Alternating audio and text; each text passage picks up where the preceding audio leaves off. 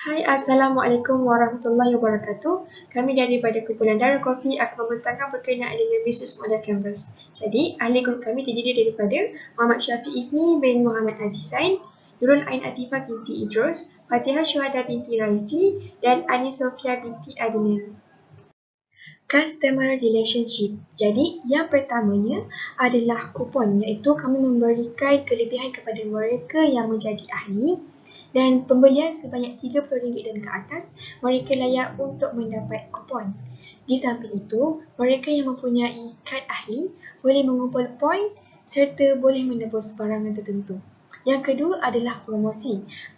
Darul Coffee akan pada setiap musim perayaan, Darul Coffee akan mengadakan potongan sebanyak 10%. Jadi, ini merupakan sebagai satu penyampaian maklumat dan dapat memperkenalkan Darul Coffee kepada orang ramai. Yang ketiga adalah maklum balas. Di sini kami wujudkan baru maklum balas sebagai untuk mewujudkan komunikasi antara pelanggan dan juga penjual. Jadi di sini pelanggan boleh memberikan pandangan ataupun mengajukan soalan serta mereka boleh membuat aduan. Di sini juga pelanggan boleh berkongsi idea bersama Darul Coffee bagi kami meningkatkan kualiti dalam setiap produk kami. Yang keempat adalah penajaan. Jadi Darul Coffee akan mengadakan pembiayaan acara, organisasi ataupun program. Di sini kami dapat meluaskan ataupun memperkenalkan Darul Coffee kepada orang ramai. Diteruskan lagi dengan value propositions. Di sini terdapat pains and gains. Pains pertama, pembungkusan untuk minuman yang menggunakan kertas dan pasti akan mengakibatkan pencemaran alam sekitar disebabkan bahan buangan tersebut. Gains mendapati menggantikan pembungkusan minuman-minuman tersebut dengan menggunakan pembungkusan tin yang dapat dikira semula.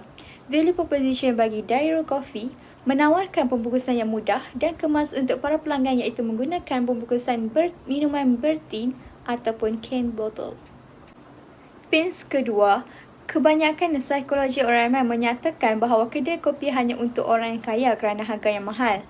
Gains mendapati menawarkan harga yang berpatutan kepada para pelajar khususnya serta memberi diskaun dan harga ahli pada setiap pelanggan tetap. Value proposition bagi syarikat Darul Coffee. Darul Coffee menawarkan harga yang berpatutan kepada para pelanggan dan meningkatkan kualiti dalam pembuatan kopi dengan menggunakan bahan yang berkualiti tinggi. Pains ketiga, pelanggan berasa bosan dengan suasana dan persekitaran kedai kopi yang kebanyakannya menggunakan konsep vintage dan cozy sahaja.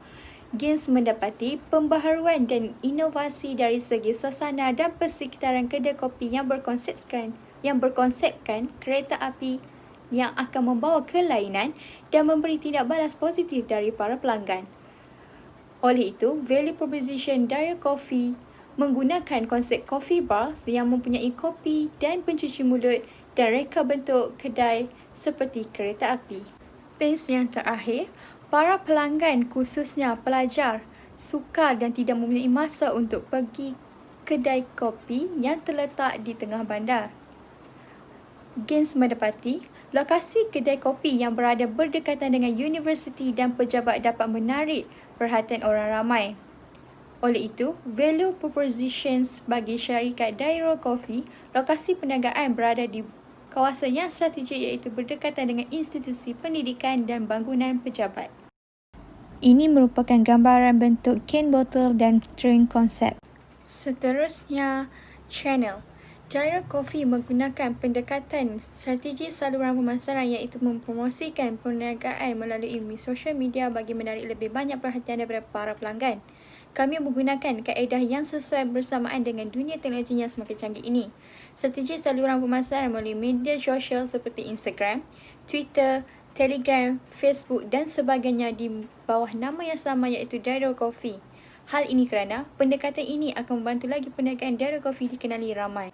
Seterusnya, kami juga menggunakan kaedah periklanan secara atas talian atau di luar talian, antaranya melalui media massa seperti saluran radio dan televisyen untuk menyebarkan maklumat ataupun berita terkini mengenai Darul Coffee kepada para pelanggan, terutamanya pelanggan baru. Syarikat Darul Coffee akan bersiaran pada setiap hari di waktu kemunculan iaitu waktu petang. Waktu petang merupakan waktu yang terbaik di mana orang ramai akan beristirahat daripada kesibukan bekerja.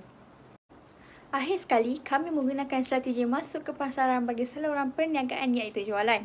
Syarikat kami menggunakan kaedah laman web dan jualan langsung terhadap para pelanggan.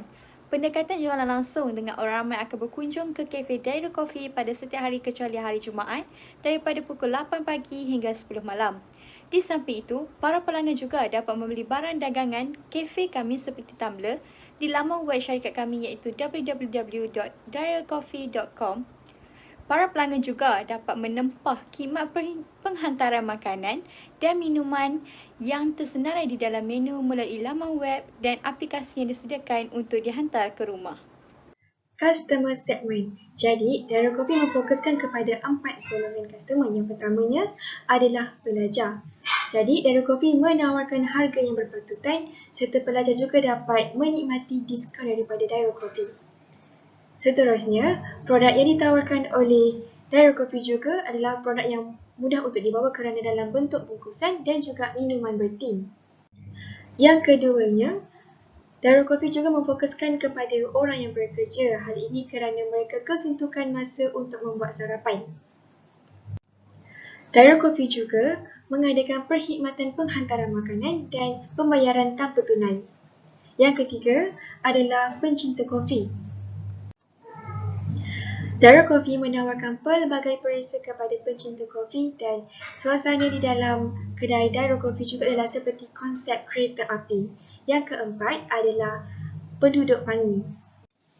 Kedai Dairo Coffee ini bertempat di Bangi dan ianya juga berdekatan dengan kawasan orang-orang yang berkerjaya dan institusi pendidikan. Revenue streams. Kami menyediakan 3 butiran. Yang pertama iaitu pihak pengurus dan perancang Dairo Coffee mula menawarkan pelbagai perkhidmatan berbanding dengan membuka kafe yang baru. Yang kedua, keuntungan dapat diperoleh oleh Dairo Coffee daripada peniaga-peniaga yang meletakkan barang seperti makanan ataupun barangan yang lain sebagai yuran periklanan. Yang ketiga, bayaran pengguna diperoleh oleh Dairo Coffee dan pengguna akan membayar kepada artis suara untuk penggunaan rakaman suara mereka secara berterusan. Bagi key resources pula, kami menyediakan 5 butiran. Yang pertama, menggunakan sistem penghantaran ataupun delivery untuk para pelanggan yang tidak mempunyai waktu untuk makan di kedai kami. Yang kedua, menyediakan aplikasi pembayaran mudah alih seperti Touch and Go. Yang ketiga, membuat paten untuk produk kopi yang dikeluarkan oleh pihak Dairo Coffee. Yang keempat, mempunyai ramai tenaga kerja seperti pembancur di bahagian operasi. Dan yang kelima, mengupah penyelidik untuk meningkatkan kualiti kopi atau R&D iaitu Research and Development. Dan key activities, kami menyediakan 4 butiran. Yang pertama, menghasilkan roti yang segar dan baru dibakar dan juga pencuci mulut setiap hari. Yang kedua, mementingkan beberapa aspek dari segi kebersihan kafe, etika pemakaian pekerja dan etika pekerja terhadap pelanggan. Yang ketiga, kami menghasilkan minuman kopi yang baru dibancur pada setiap hari. Dan yang keempat, menghantar staf baru untuk menjalani latihan bagi yang tidak mempunyai pengalaman dalam menyediakan kopi dan juga untuk menggilapkan lagi kemahiran yang sedia ada. Seterusnya, kita beralih pula kepada key partner. Bagi syarikat Dairo Coffee, kami menjalankan perniagaan secara usaha sama di mana perniagaan ini akan diusahakan oleh 4 orang pengusaha dengan berkongsi modal masing-masing. Selain itu, Dairo Coffee juga akan menggunakan perkhidmatan pembekal pembeli atau lebih dikenali sebagai buyer supplier untuk mendapatkan bekalan bahan-bahan sampingan dan dapat menghasilkan kopi yang berkualiti. Dan yang terakhir sekali, kami perniagaan Dairo Coffee akan menggunakan beberapa saluran pengedaran seperti Facebook, laman website, Instagram dan sebagainya untuk mempromosikan dan mengembangkan lagi perniagaan kami.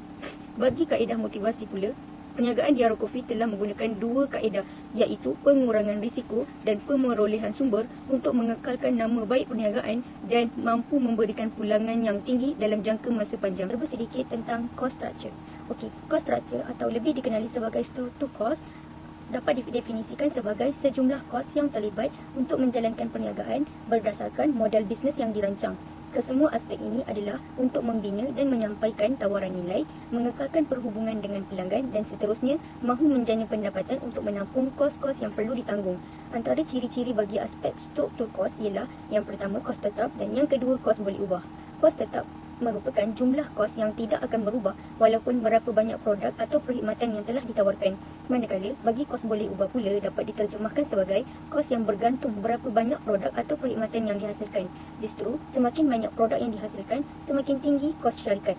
Bagi perniagaan di Haru Coffee pula, kos tetap dapat dibahagikan kepada beberapa kos, antaranya kos bayaran penyelenggaraan, sewa bangunan kedai, upah pekerja, tenaga kerja langsung, bil elektrik, perbelanjaan faedah dan kos insurans majikan pekerja. Kos-kos ini perlu ditanggung oleh syarikat di Haru Coffee dan pada masa yang sama, kami juga meningkatkan perhubungan dengan pelanggan. Manakala, kos bayaran penyelenggaraan mesin pembuat kopi juga akan dilakukan sebanyak setahun sekali bagi menjamin kualiti dan kelazatan rasa kopi premium tersebut. Seterusnya, bagi kos boleh ubah pula terbahagi kepada beberapa kos seperti kos bahan langsung dan kos penjenamaan semula. Kos-kos ini biasanya berubah-ubah mengikut permintaan daripada pelanggan. Semakin tinggi permintaan, maka semakin tinggi jumlah kos bahan langsung yang diperlukan. Contohnya, kos bahan langsung syarikat di Haru Coffee iaitu seperti biji kopi dan tepung yang merupakan bahan utama dalam pembuatan produk.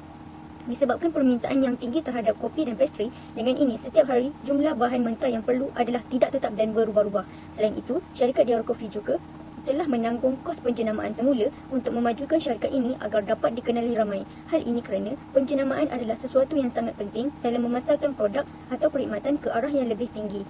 Penjenamaan semula penting agar para pelanggan boleh mengingati syarikat kami berbanding ribuan dan jutaan pesaing produk dan perkhidmatan lain. Penjenamaan bukanlah dengan menukar atau bentuk pembungkusan sahaja, namun penjenamaan seperti di media sosial juga membantu syarikat di Haru Coffee untuk menguasai pasaran dan mendapat tempat di minda para pelanggan. Sekian, terima kasih.